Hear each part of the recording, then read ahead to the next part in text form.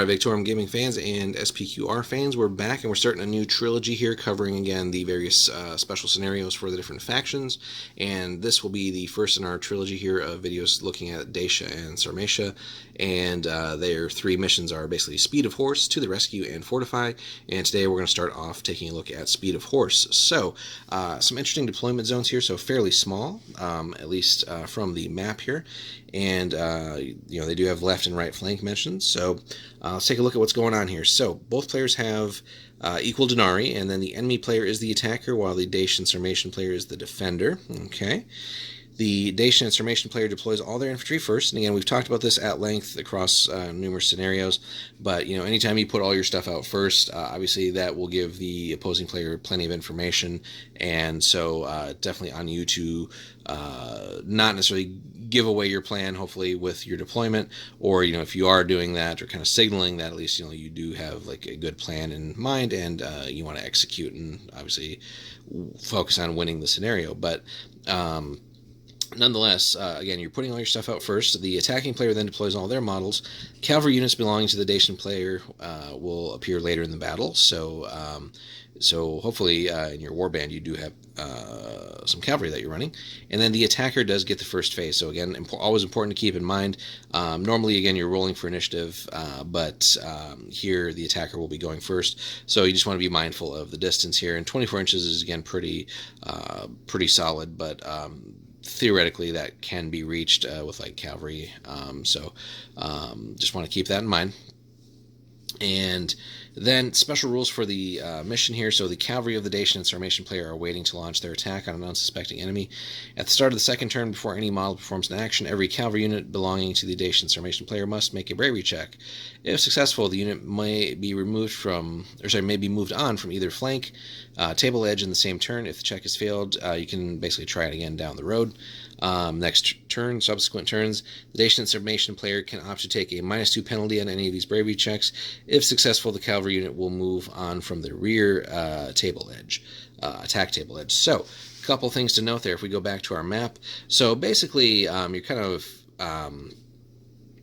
even though you're the defender here ostensibly, in some ways this is kind of just like a giant ambush for the enemy. So if they get a little bit reckless, and depending on where they are relative to the various flanks, that can be pretty nasty for them, because it allows you to basically get some surprising charges off here, and you could potentially focus in on some of their weaker, more stranded units if they're kind of spread out. So, it doesn't require you to choose left or right flank here, just as simply you can come in from one of the flanks.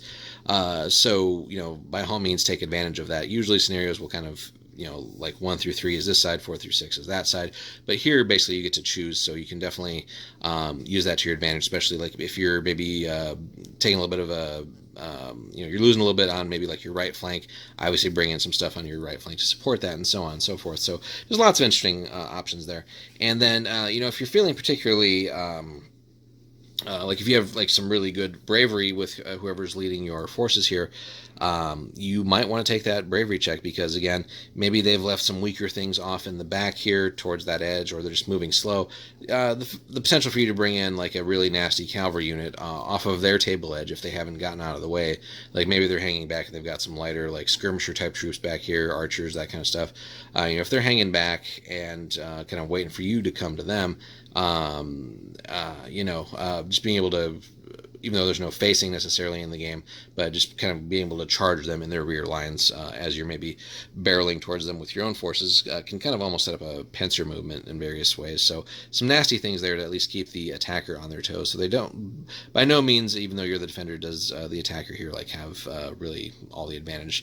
I mean, all they're really doing is getting to deploy second, but also go first. Beyond that, it's just waiting for your cavalry to come in. That being said, if you've got mainly a cavalry list,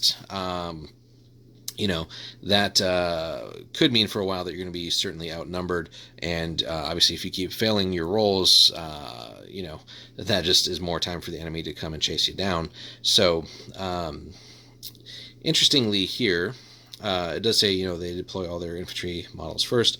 That being said, this would be kind of a weird scenario, I guess, if the Dacian player is running an all cavalry list, all cavalry warband.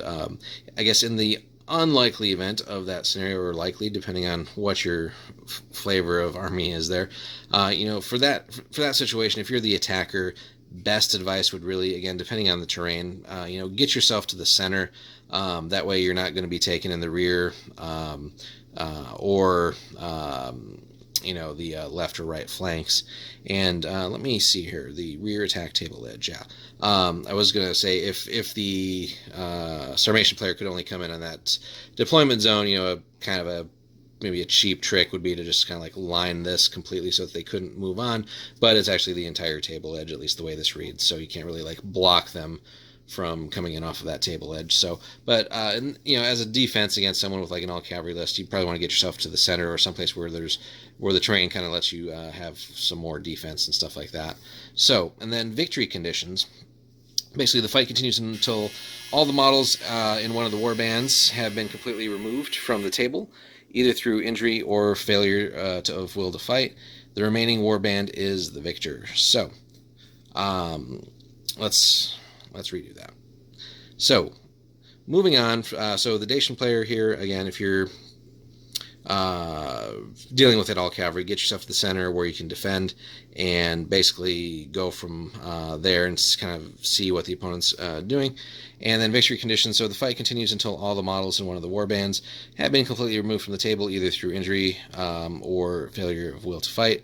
The remaining war band is the victor. So at the end of the day, it's still kind of a kill 'em all mission, but really dressed up with some fancy deployment and potential flanking maneuvers that are there for the Dacian player. So interesting overall mission, and nice little again variation on kind of the just destroy the enemy mission here. But again, potential advantages if you are the Dacian player and you're feeling a fair amount of horses.